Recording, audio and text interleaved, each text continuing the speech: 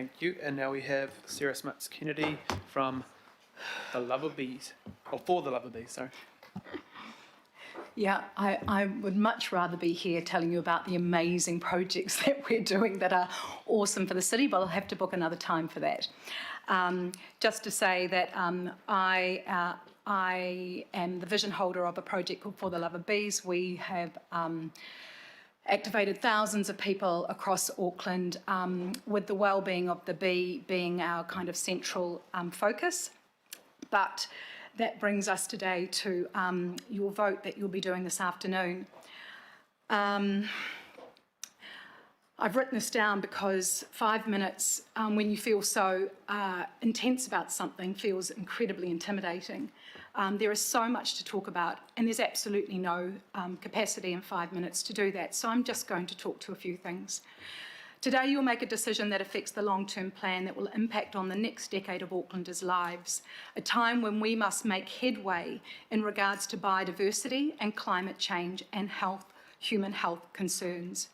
Your criteria for choosing a weed control strategy has been presented to you via two headlines, cost and emissions, with a funding cap that keeps changing.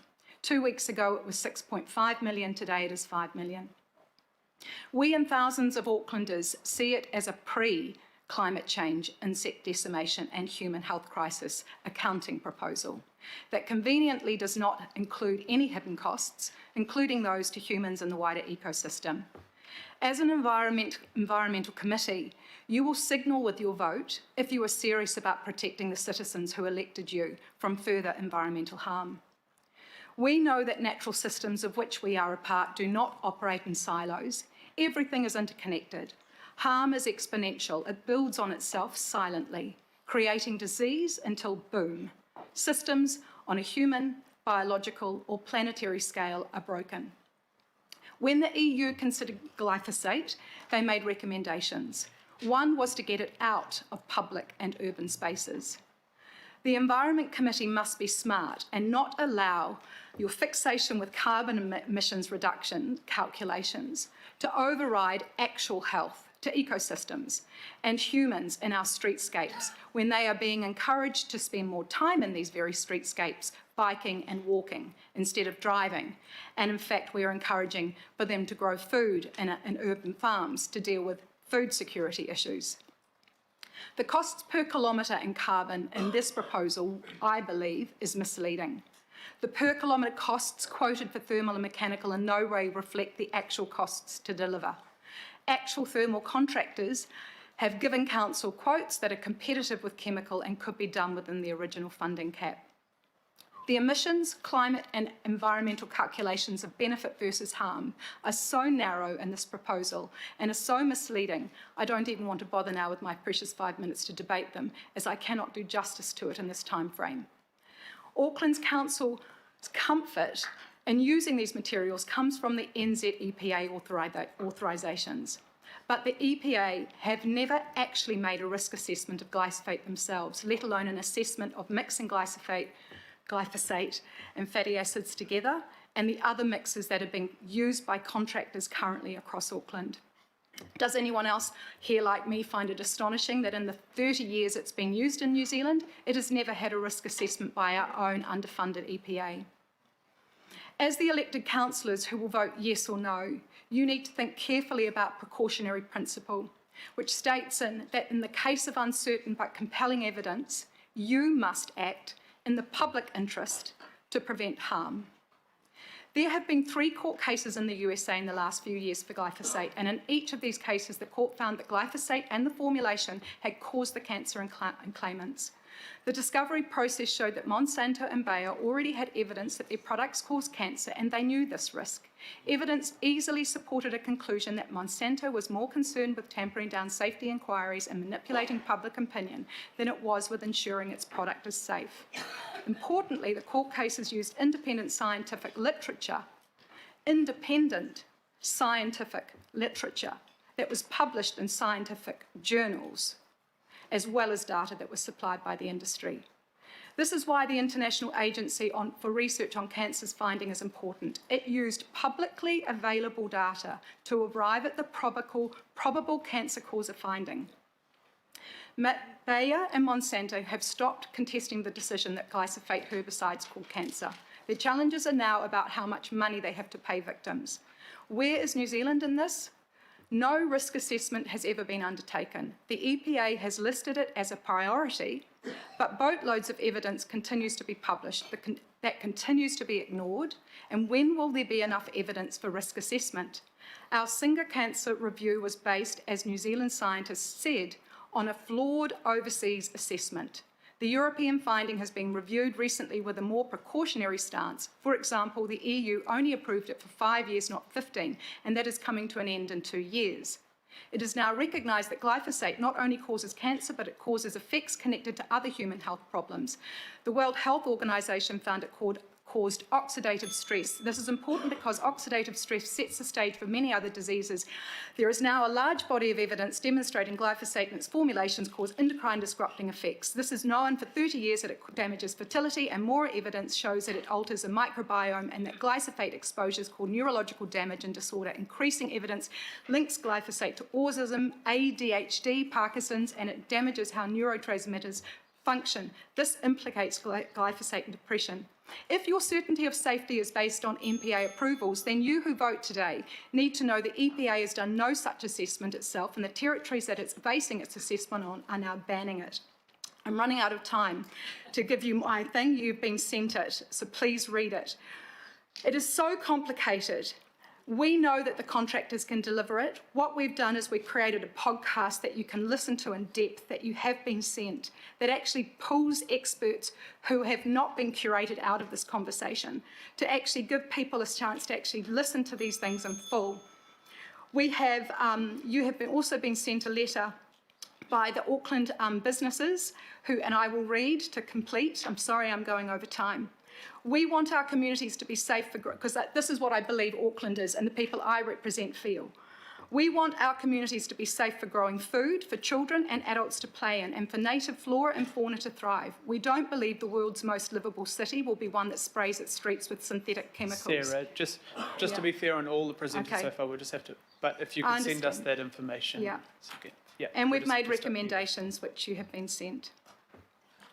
Cool. Thank you, Sarah.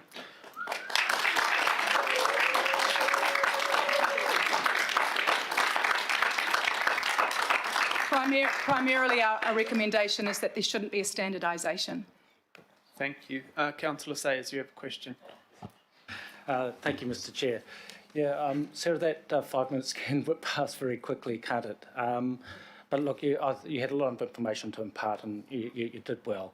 So I just wanted to pick up on one of the things that you shared with us. That was right at the start of your presentation. You said there was amazing other projects happening across Auckland as well.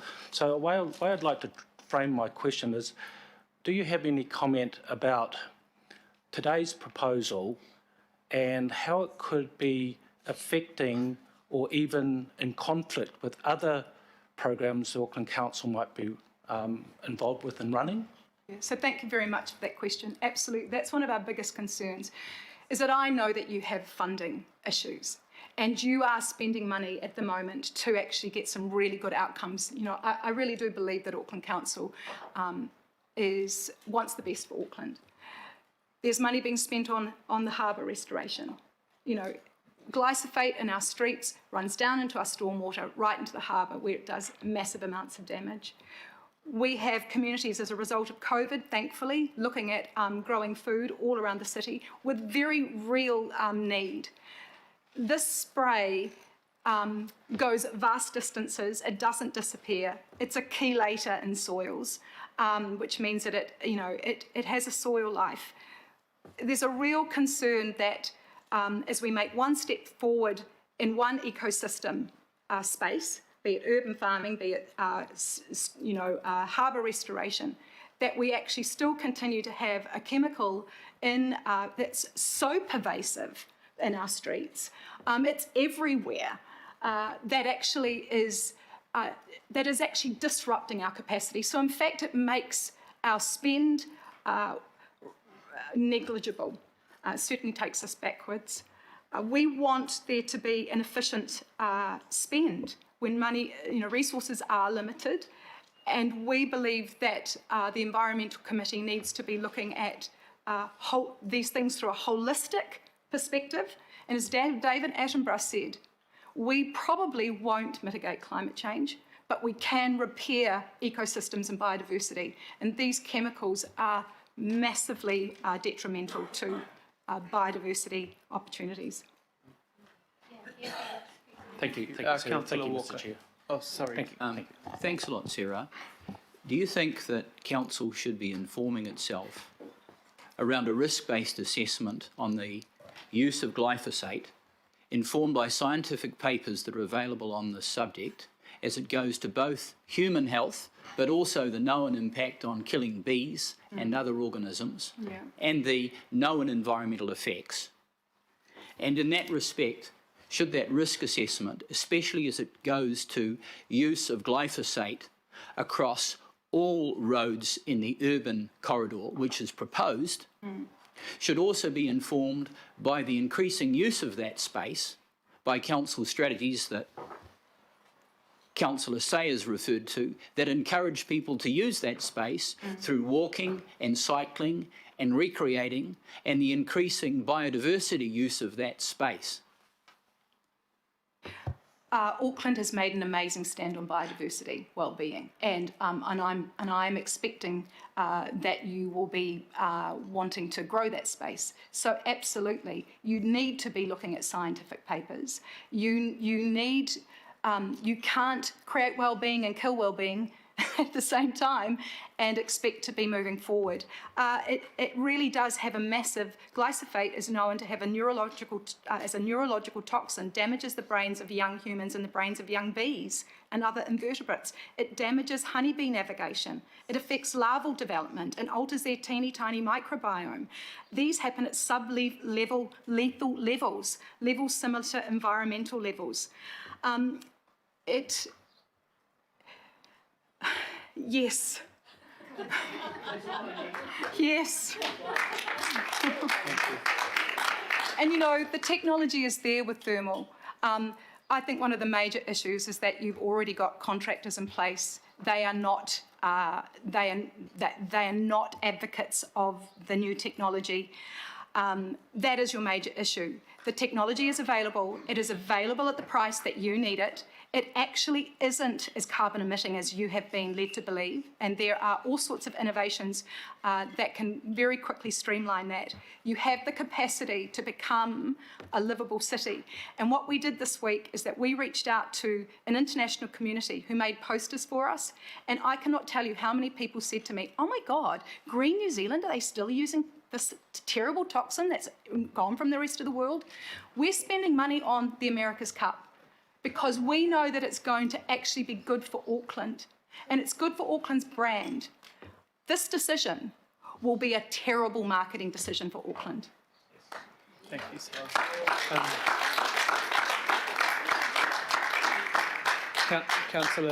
Councillor Newman.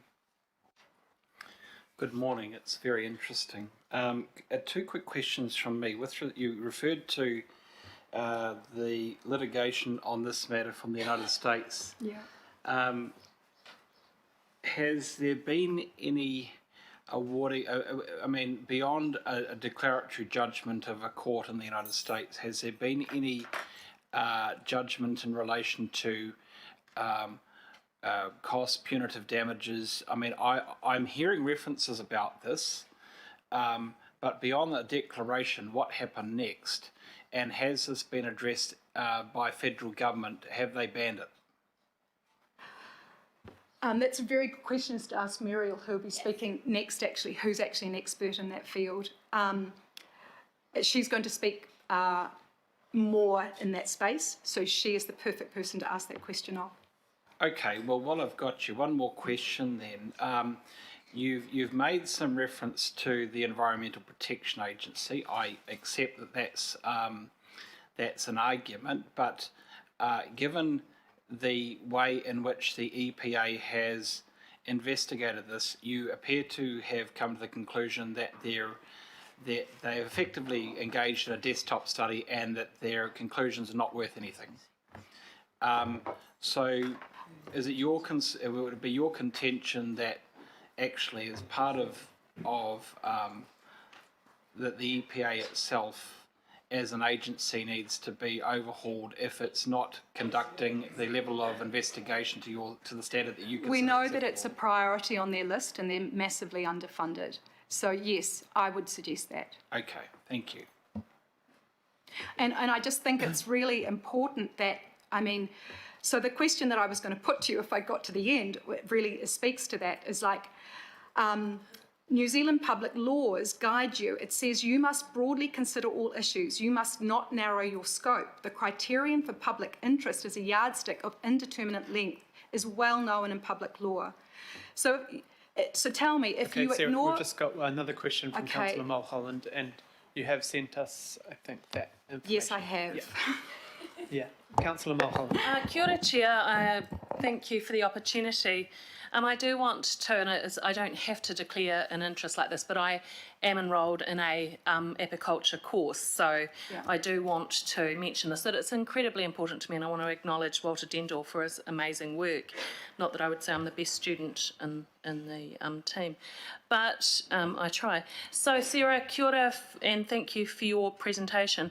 And I'm very mindful of the challenges faced by us as a governing body and our communities and residents on the $1 billion budget shortfall, and we need to be mindful of that. Also, I'm very mindful of having been involved in workshops and hearing about the EPA's views, so that too conflicts, and I just want to share with you and maybe get some thoughts on that from yourself.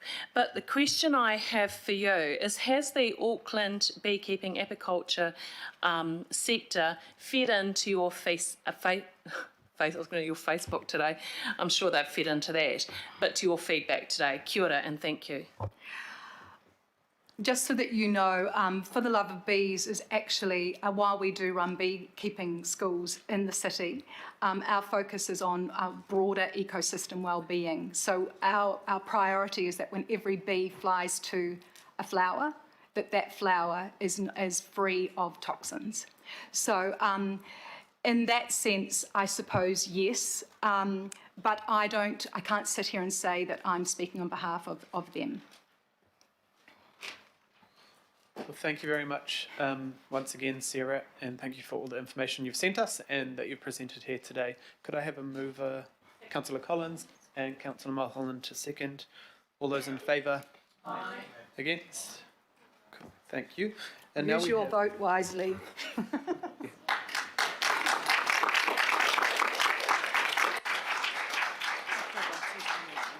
Now we have Dr. Muriel Watts, and we've got you online, so we'll just check if we can hear you. I'm not sure if we can see you. Good morning. Just see if you can hear me. Morena, we can hear you. And you have 5 minutes to present. Thank you. Thank you very much. Kia ora tātou. Incidentally, I do like the spelling of my name. It's not quite correct, rather French, but that will do for the moment. So my name is Dr. Muriel Watts. I am the Science and Policy Director of Pesticide Action Network Asia and Pacific, the regional hub of a global network of more than 600 civil society organisations in over 90 countries, working to replace the use of hazardous pesticides with ecologically sound and socially just alternatives. I represent the entire network at United Nations Chemical Conventions meetings. I'm also a consultant to the United Nations Environment Programme and the United Nations Food and Agriculture Organisation, and author of a 70-page monograph on glyphosate.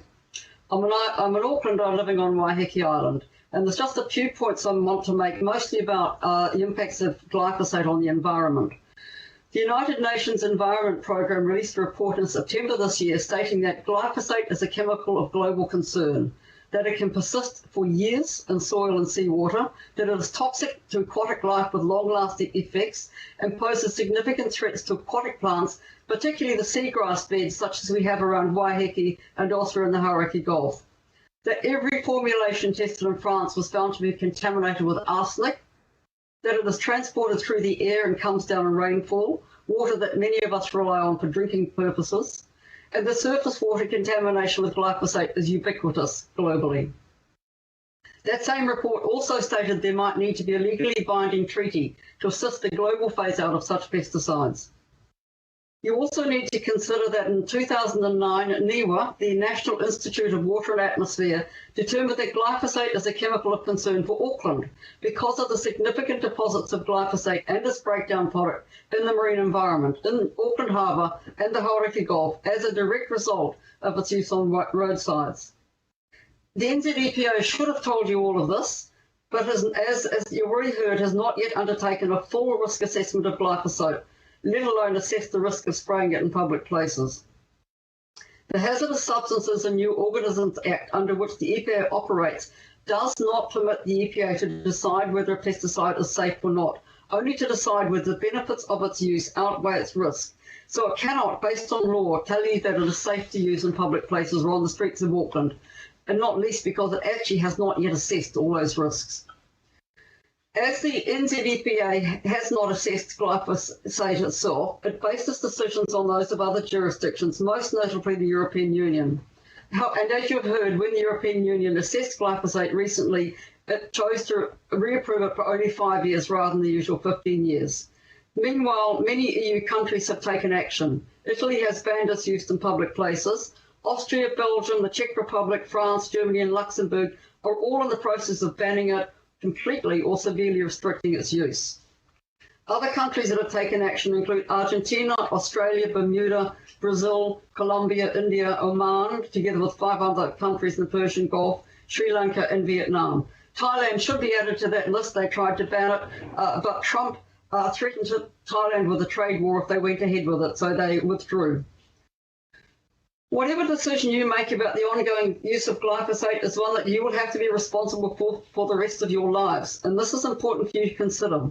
When the rest of the world is moving away from using glyphosate, it is utterly important that you think deeply about how well this will sit with your conscience now and into the future. Do not be distracted by what farmers say. This decision has absolutely no impact whatsoever on the ability of farmers all over the country to continue to use glyphosate. No impact whatsoever. Do not be distracted by a report that claims using hot water has climate change impacts. That same report failed to identify the climate change impacts of the manufacture and transport of glyphosate and therefore cannot be seen as anything but prejudicial. You can choose to believe me or not, but you cannot unknow what you've heard today. If you agree to glyphosate use on all Auckland's roads, you will be knowingly exposing every Aucklander, including all your own families, to a chemical the World Health Organization has classified as a probable carcinogen. And the marine environment to get the chemical that the UN Environment Programme has called a chemical of global concern. It does not matter what the underfunded New Zealand EPA says. Much higher authorities with greater resources and greater expertise say differently. And you cannot hide behind what the EPA says, that they told you that it was safe or that we didn't know. So I urge you to reject the proposal to return glyphosate to every street. Put aside the view of EPA and instead pursue one of the many effective and efficient non-chemical technologies available to you. Thank you for this opportunity to speak to you. Thank you very much.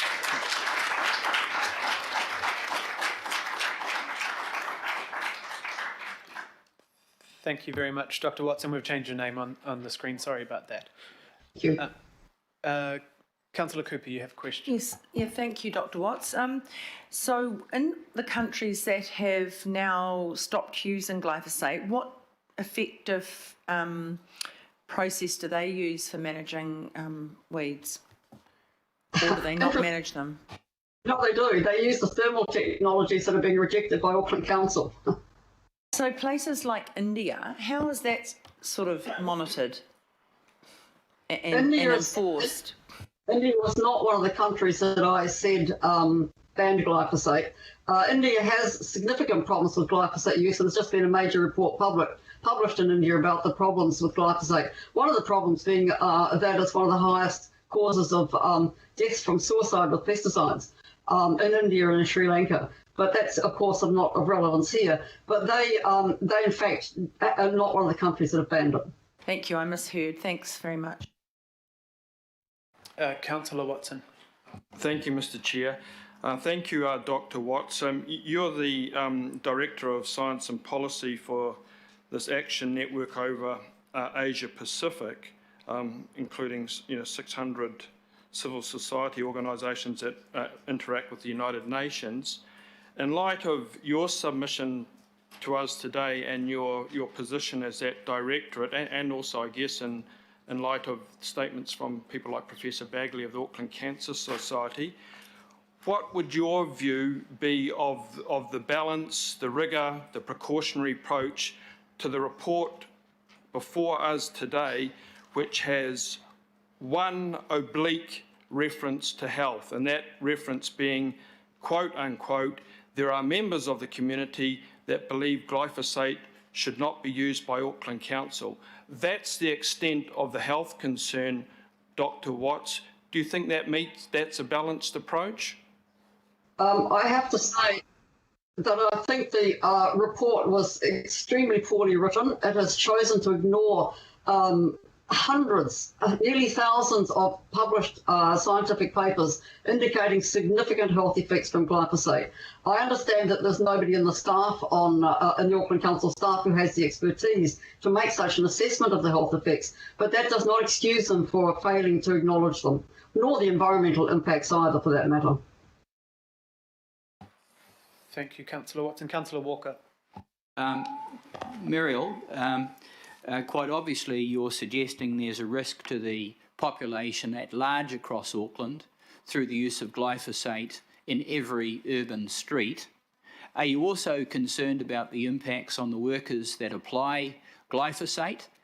And do you know of any testing that's been done on the part of Auckland Council or its contractors around the health effects of those people that council effectively contracts to use glyphosate, and also the effect on people like myself who is dependent on roof water and the potential risk that I might face through council using toxins that are carried by the wind and can impact on my water supply and the water supply of the 50,000 odd people on tank water in Auckland, and also drawing water from rivers and other sources that are being exposed to glyphosate.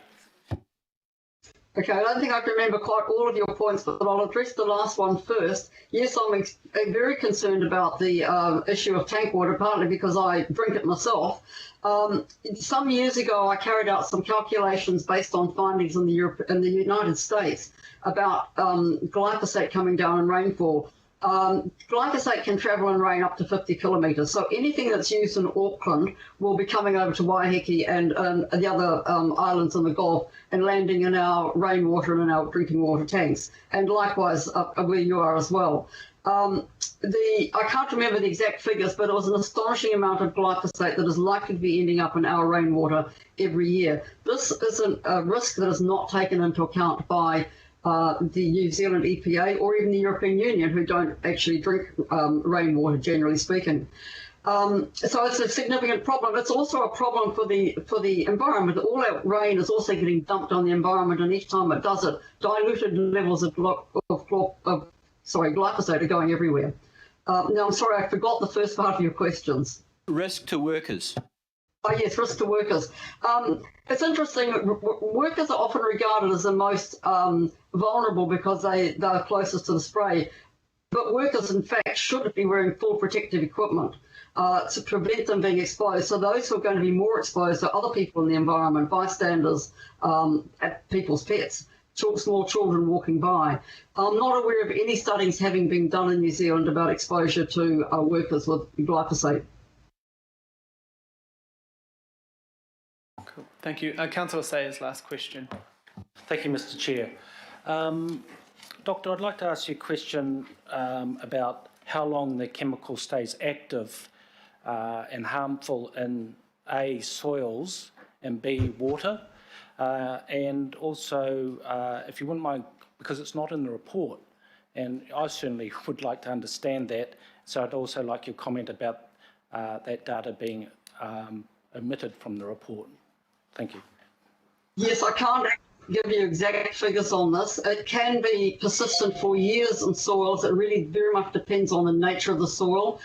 Clay soils will have higher levels of persistent than soils with high levels of organic matter in them. In terms of seawater, what generally happens is it will settle out into the sediment and it'll become persistent in the sediment and then reactivate it again as the sediment stirs up. So this is one of the reasons that seaweeds are particularly susceptible to glyphosate, not just because it's a herbicide, but because they're usually rooted in the sediment and are absorbing it through the sediment. So I'm sorry I can't give you an exact date, exact time frame for that. It will vary under conditions of pH, light, temperature, and all of those things. Can I just answer one question that was put to the previous speaker about whether or not to carry out a risk, whether or not Auckland Council should carry out a risk assessment? Yes. May I? Yes.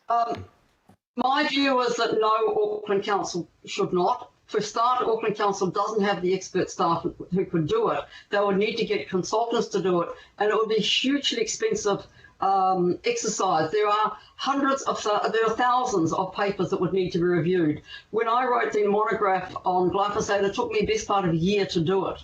It's not a subject that can be dealt with lightly. There are new papers coming out 2 or 3 times a week. So it's a massive subject, and I think it's well beyond the scope of the council. But the council needs to look beyond the EPA, who has not assessed it properly and is not funded to do so, and look at what's going on globally and the kind of assessments that are coming out of organisations like the United Nations Environment Programme and the World Health Organization. Thank you very much. And just one last question for you, Dr. Watts, from Daniel Newman, Councillor Newman. Yeah, thank you, Dr. Watts. I was hoping for 2, but one will do. It's a follow-up on the question that I asked previously, which was going to be referred to you, about how the the litigation in the United States beyond a declaratory judgment in relation to glyphosate and causation, if there have been any punitive damages awarded. So are you able to comment on any of that? Yes, I can. In each case, there have been hundreds of thousands of dollars of punitive damages awarded. And I believe there was more than 1,000 cases before the courts. But the company that owns Roundup now, Bayer, having bought out Monsanto, have now decided to settle out of court because it's just costing them so much money. So they're acknowledging that they have to pay out to well over 1,000 claims for non-Hodgkin's lymphoma as a result of exposure to glyphosate. Any comments on the rigour of the Environmental Protection Agency in the United States federal government? Yes, I can make a comment on that, and I'm going to divert slightly by talking about a different chemical called chlorpyrifos, an insecticide. The EPA in the US decided it should be banned. That was minutes before Donald Trump was elected as president. The proprietor Dow Chemical paid $1 million to Donald Trump for his inauguration ceremony. Donald Trump ordered the EPA not to ban chlorpyrifos, and it hasn't been banned. During that time, the EPA also reassessed glyphosate and gave it the green light. I'm sorry to say that the US EPA's judgments are highly politically based at the moment. We hope this will change very soon. But the outcome of their assessments shouldn't be used in any way as a yardstick for what New Zealand should do. Thank you very much, Dr. Watts, for all that valuable information and the answers you have given. Could I please have a mover to thank Councillor Watts and Councillor Mulholland to second? All those in favour? Aye. Those against? No. Thank you. Next up we have